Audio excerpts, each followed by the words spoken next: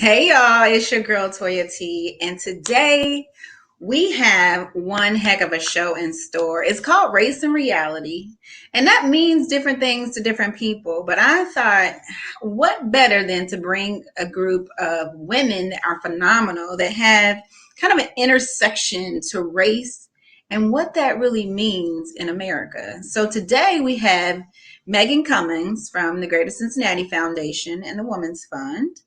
We have Sonya Ross from Black Women Unmuted, who also used to work for the Associated Press.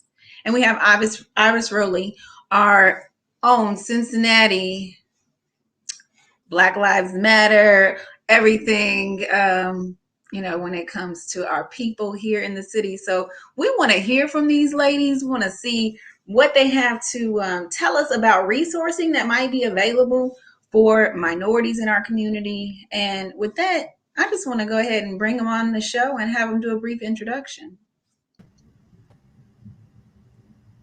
Hello, ladies. We're so excited to have you today.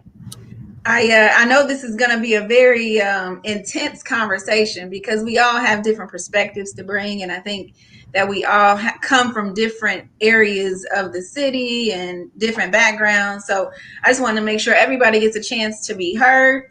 But I'm going to start with Miss Sonya Ross to do a brief introduction, and we'll just kind of make our way around doing introductions. Sonya, do you want to introduce yourself to the audience? Sure, Toyia, and thank you for having me. I told you earlier I felt a little bit like an alien because I'm not in Cincinnati. I am in Washington, D.C., where all of the action is going down. And I have been a journalist covering politics in the United States and race and politics and the intersection of it for more than 30 years. So there's a lot of historical perspective that I can give you. I am a retired journalist from Associated Press. I retired from there in 2019, but not out of the game. I launched an independent news site called Black Women Unmuted, and Black Women Unmuted is designed to try to cover this radical urge to participate in U.S. politics and U.S. civic life that Black women have been engaged in very fervently for at least 5 years. We want to take these sisters off mute, one story at a time. And so I'm enjoying getting those stories told on that platform. Well, thank you again for being with us, and we're anxious to hear from you. So there'll be some questions that you can answer, even though you're not from Cincinnati. I'm sure you have some.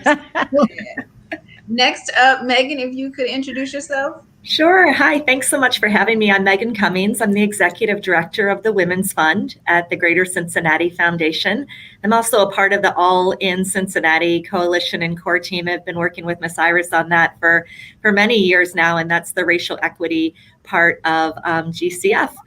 And the Women's Fund works on women's economic self-sufficiency. We really look at research and then policy interventions. So we're kind of at that systems level, looking at how we can improve the ecosystem for women and especially Black women in Greater Cincinnati.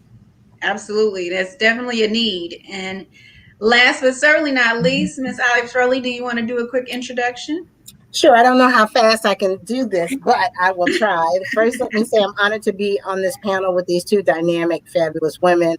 So I'm looking forward to this awesome conversation. My name is Iris Rowley.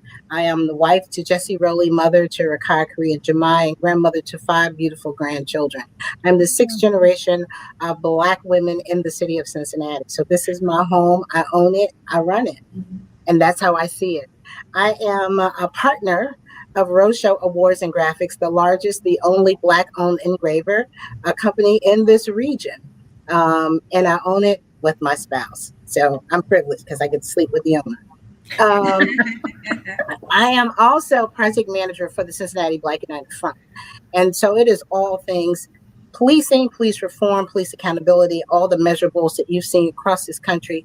So for the past 20 years, Ms. Toyia, I've been at the table initiating all the opportunities and tools it will take for our Cincinnati Police Department to treat everybody fair and equitable. I am a member of the core team. I am the legal redress for the Cincinnati NAACP, and the public safety chair. As I said, I'm on the core team with Meghan for All in Cincinnati. Let me get all of that out. And that's just a little bit about Iris Rowley. Well, Iris, we're certainly excited to have you. And obviously, we have you on this panel for obvious reasons, right? So we want to make sure that you guys are able to add to this conversation and get our audience thinking, allow them to know about resources that are available to them to help us try to change the paradigm. So I came to Cincinnati in 1990. And it's interesting because I came from a very suburban environment, Louisville, Kentucky, and I moved to Lincoln Heights. And if you're from Cincinnati, you know where Lincoln Heights is. Shout out Zone 15 all day, right? And Lincoln Heights is a 99.9% Black community. And so it was kind of a shock to my system coming into Lincoln Heights, but I very quickly assimilated into my people because I always knew that I had a place there. I just wasn't from there. So once I got there, then, you embrace where you're from and where your people are from, and you really get a chance to start to look around and take everything in. But even at the ripe age of 10, I was looking around going, why is Cincinnati so segregated? Because I came from a place where my friends were Ellie Margaret, Barbara Sue, and Rosina. Like we all played together. We just had a good time. And so one thing that I noticed in Cincinnati was that it was one of the most segregated cities I had visited. And even today, when I go to different places, I'm the only Black person. Or I'll go somewhere and they're like, yeah, I don't think there's going to be any Black people there. So I don't know how you feel about it. It's 2021. We shouldn't have to have those conversations, but somehow we're still having those conversations. What do you think is the key driver of the segregation that we experience here in the city? And I'll let one of the Cincinnati folks answer that first. And Sonya, if you want to chime in, because I know you've been here and you visited, feel free to do that. Well, Meghan? No, please go ahead. So first, let me say this to Sonya. Don't feel like you're an alien. All the aliens literally live in Cincinnati. So that's good to know. No. You have to be really intuitive, courageous, and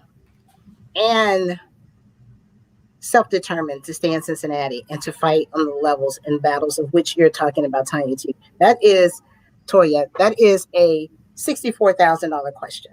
And sometimes you can simply answer it by way of policy, by way of industry, by way of economics, by way of how the different populations of people feel about the town that they live in.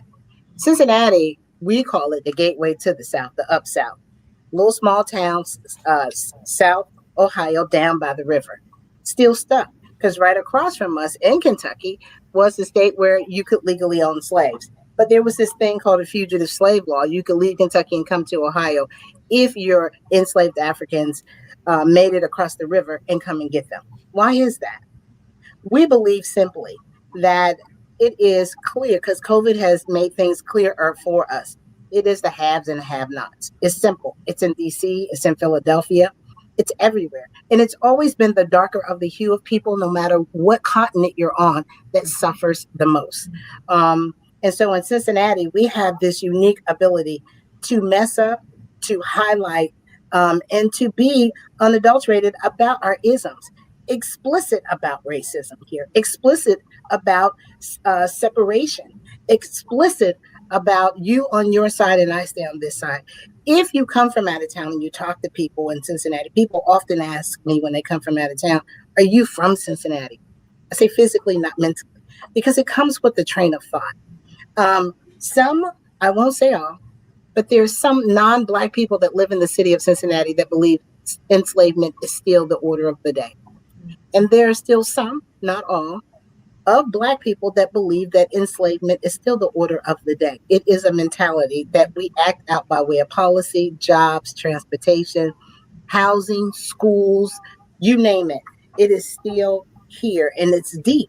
And trying to extract it from its root is going to take an act of all the goddesses that hang out with God. Yeah, that's so true. I say it all the time that I feel like it's just a Cincinnati mentality. Even my grandmother had it. Like, and just like you're saying, it's not just the slave owners, it's the slaves in, feeling as Being though they enslaved, been yes. changed Mm-hmm. as well. And my grandmother was born in like the 30s or something like that.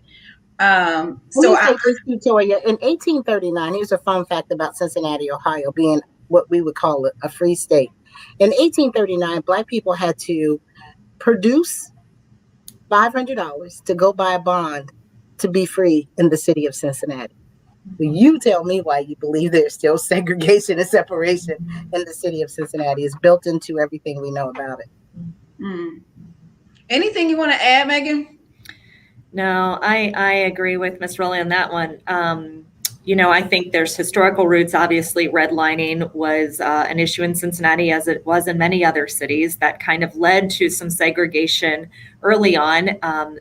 Folks not having access to buy houses, which is a clear wealth generator for families. So it wasn't just segregation, it was so many other things on top of that it now affect a family's ability to build wealth and pass down wealth. So it wasn't just about housing, right? There's so many different layers.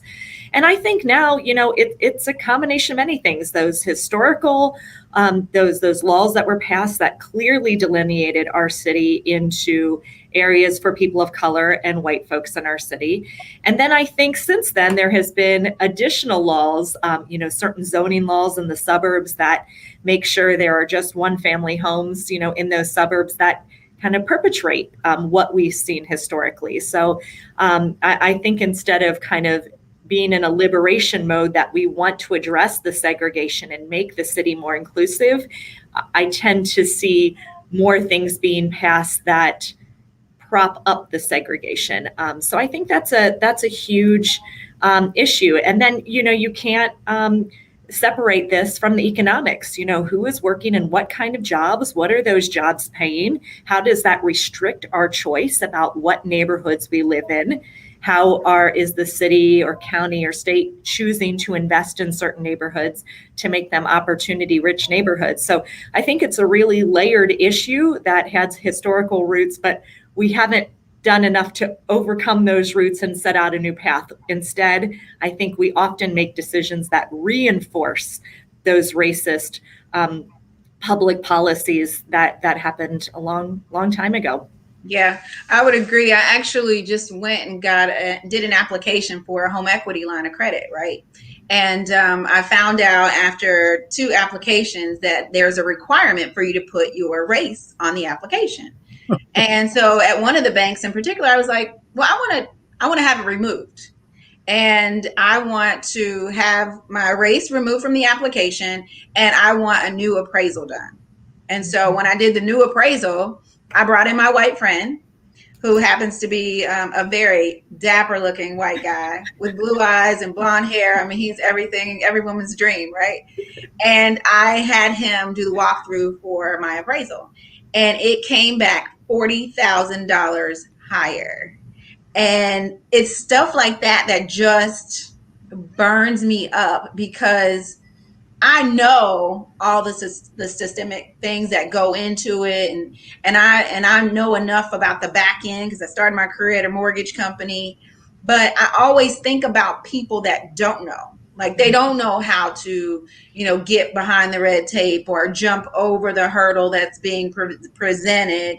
And then all of a sudden now they're dealing with higher interest rates, or they're not getting an opportunity to exercise their right to utilize the equity in their home, or whatever the situation might be. But it's always tied back to something economic, or something that has to do with the government, which evidently this rule was put in place to stop segregation and to stop racism as it relates to any type of financing, which I think is crazy. And at some point we have to lobby to have that switch, because it's clearly not working in our favor for you to know what the race is of the applicant. Mm-hmm. But with that, the next question I do have is, what can we do to change the paradigm?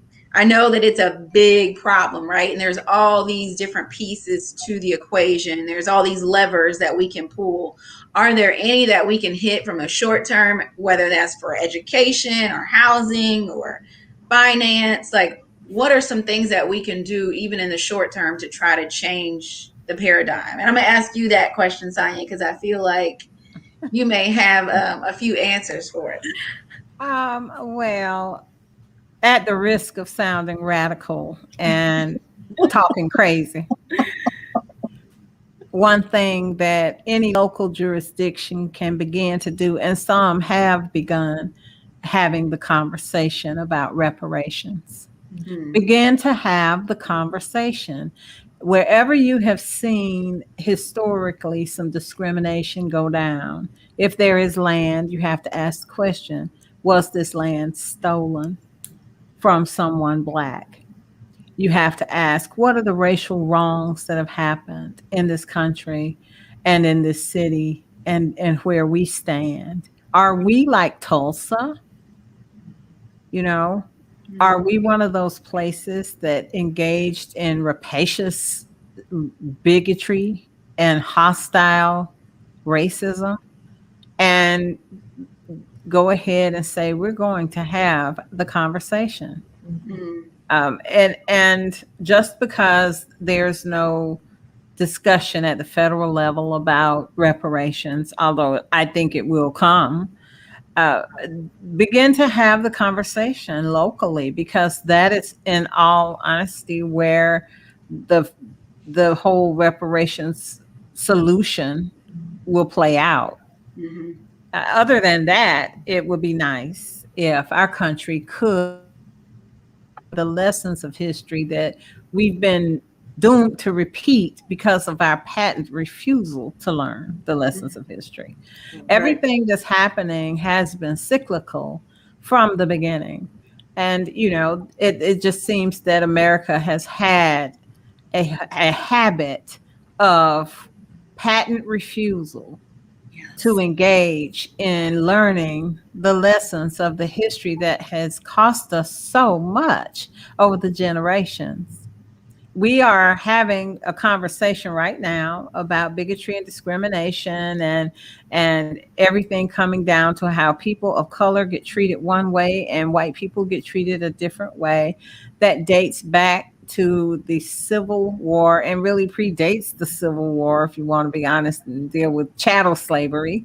But the first bona fide attempt to really deal with this problem and make up for it, Reconstruction. Well, Reconstruction gave birth to Jim Crow. And then we're still fighting the effects of chattel slavery because we never stopped fighting about Reconstruction and the end of slavery. And then they began to try to find a new way to name the slavery something else. The slavery then became peonage. Mhm. And then that turned into institutionalization and criminalization, you see, and recidivism. And all of those things continue to dog us to this day. Can anybody put a finger on exactly when Jim Crow segregation died in this country?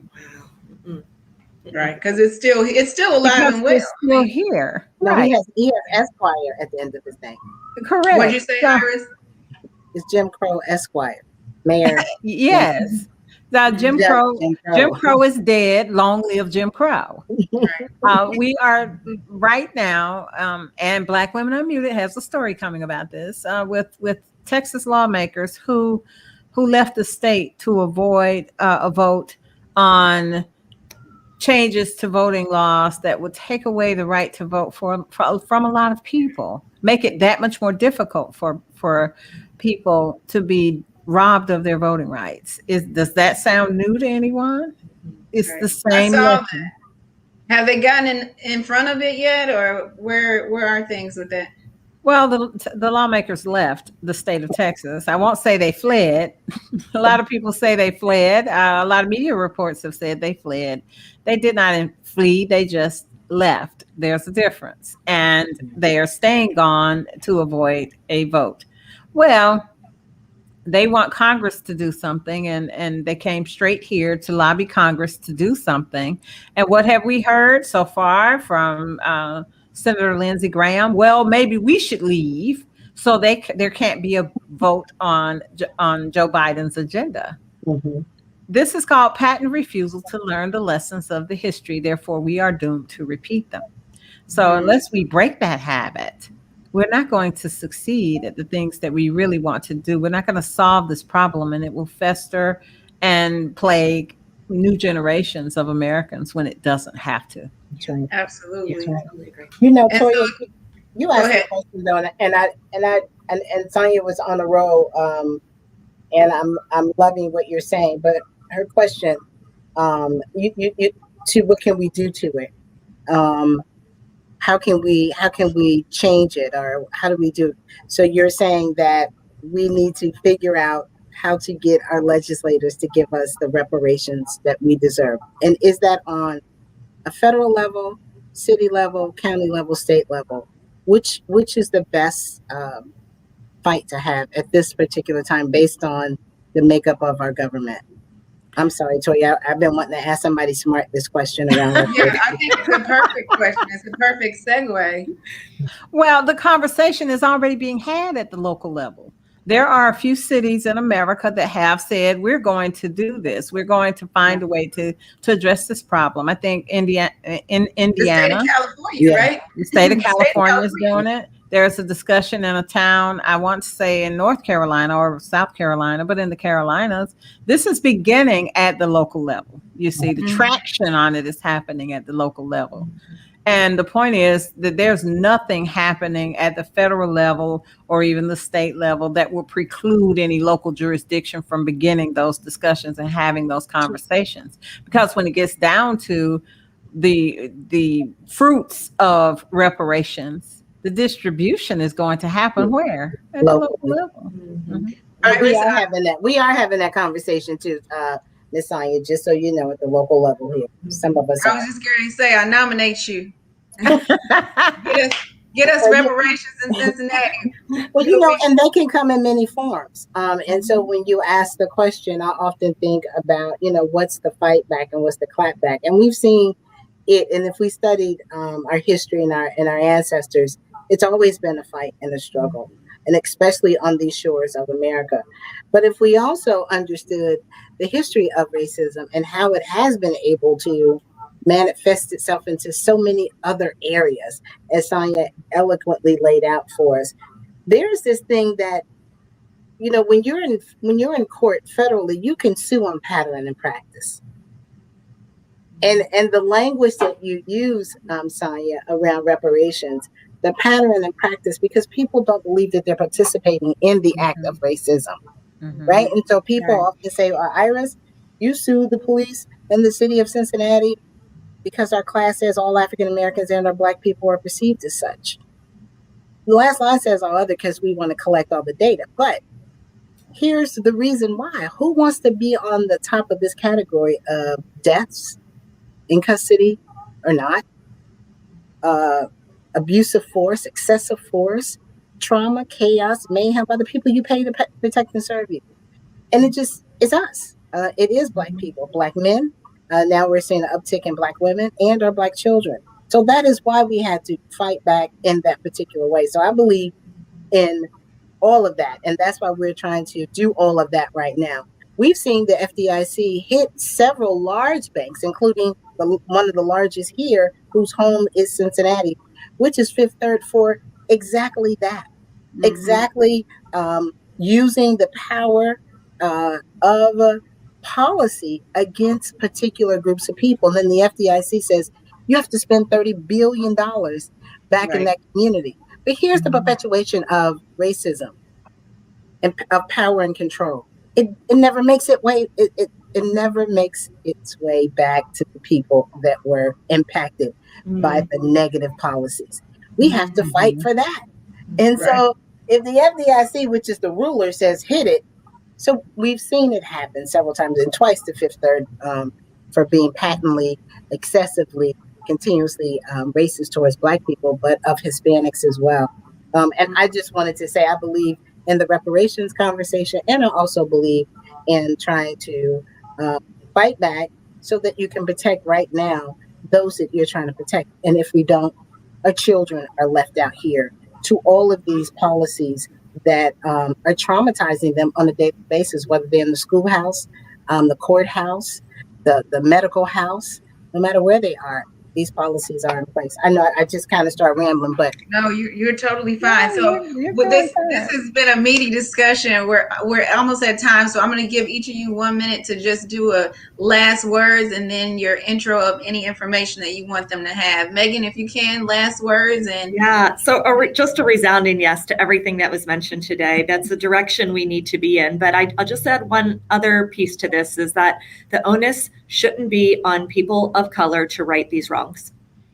The onus needs to be on white folks who have benefited from this privilege to take a hard look at our systems and our actions and to start undoing and proactively creating policy that addresses these disparities across every area we see, whether it's criminal justice or housing or jobs, et cetera. There is a lot to untangle and undo. And I think, that's the next big piece that has to happen to start addressing these disparities. So we have a lot of work to do, and learning is the first part in making this just this muscle that we flex, that we talk about our past, we're uncomfortable with it, and we courageously step forward in ways to rectifying it. I think that's really important.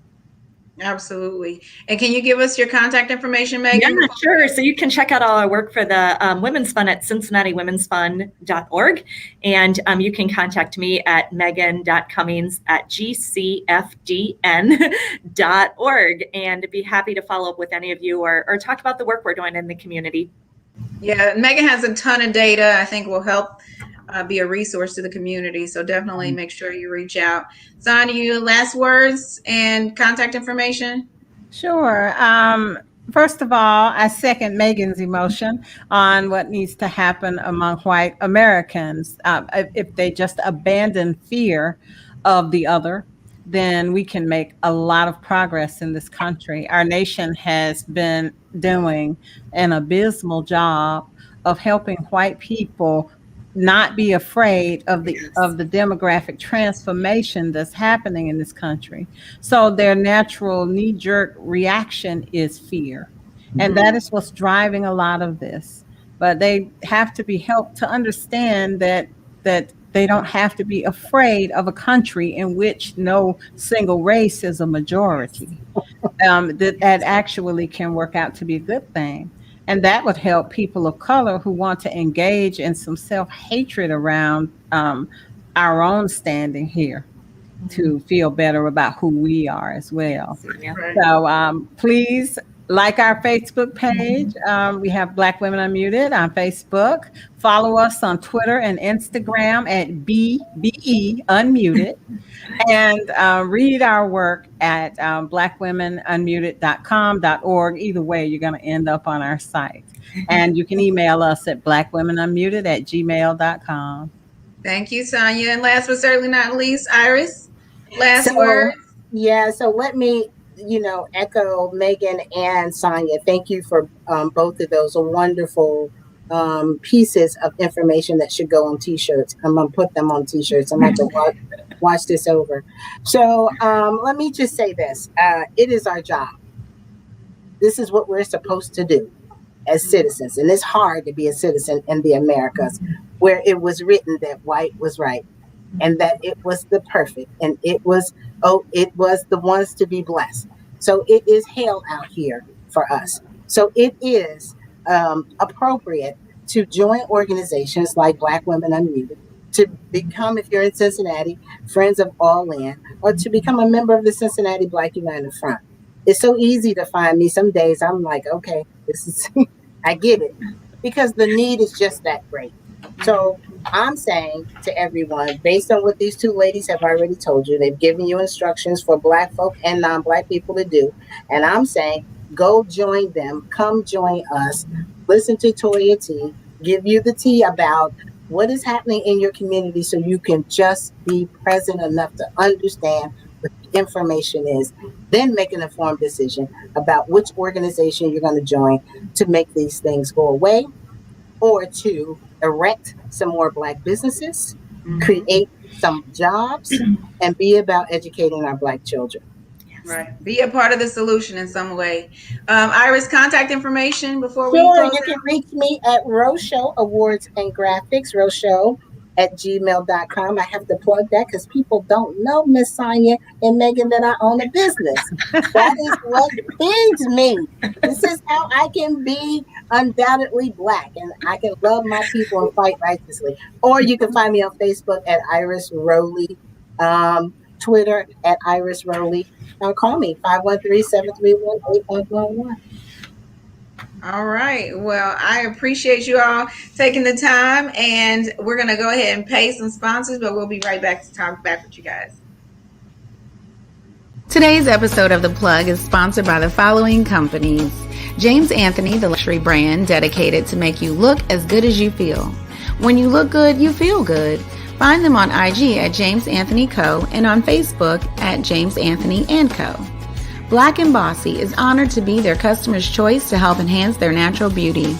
After nearly 40 years in business, they have a track record of providing a product that customers absolutely love. They are proud to be the shine to their crown. Please visit them at www.blackandbossy.com and follow them on IG at Black & Bossy 2.0 and Facebook Black & Bossy to find your favorite Black & Bossy products. Donnie Young, an ADT authorized provider, supplying you with all of your security needs for your home, business, and beyond. For more details, call Donnie at 513-623-0679. Delta Hotels by Marriott Cincinnati Sharonville is ready to open in their completely renovated property. They create a seamless, full-service hotel experience that has been thoughtfully designed with the needs and wants of frequent travelers in mind. Guests benefit from services and amenities that provide smart value, including fast, free Wi-Fi, fitness facility, 2 dining outlets, a bourbon bar, and Starbucks. Courtesy parking and complimentary bottled water provided in your room each day. They offer 25,000 square feet of private event space for your next meeting and or social gathering. By focusing on the details that matter, they can make your event perfect. Welcome to Simple Made Perfect, Delta Hotels by Marriott Cincinnati Sharonville, located at 11320 Chester Road, Cincinnati, Ohio 45246. Mia Moore Clothing Company is about building confidence for women of all sizes and races with no regret. The only step you have to make is to give them an opportunity to build your self-esteem. Dare to be different, bold, brave, and beautiful. Stop by the boutique soon at 5979 Glenway Avenue, Cincinnati, Ohio 45238. Vote Philip O'Neill for City Council. Philip believes we need to get back to the basics of integrity, honesty, and trust. The city needs more servant leadership, putting you, the people of Cincinnati, first. Philip O'Neill is a candidate for the people. Find him on Facebook at Vote for Philip O'Neill and online at www.votephilipo'neill.com. Paid for by Friends of Philip O'Neill. If you're ready to celebrate any occasion in the Memphis area, Glam Your Line has you covered. This family business has 2 young superstars at the lead, promoting fun, fiscal responsibility, and community while spreading joy. Visit www.glammylawn.com and set up a rental for your special day. And last but certainly not least, Donald Jordan Memorial Chapel provides individualized funeral services designed to meet the needs of each family. Their staff of dedicated professionals is available to assist you in making funeral service arrangements. From casket choices to funeral flowers, they will guide you through all aspects of the funeral service. Visit their website at www.donaldjordanmemorialchapel.com. The Plug thanks all of our sponsors for helping us keep you connected.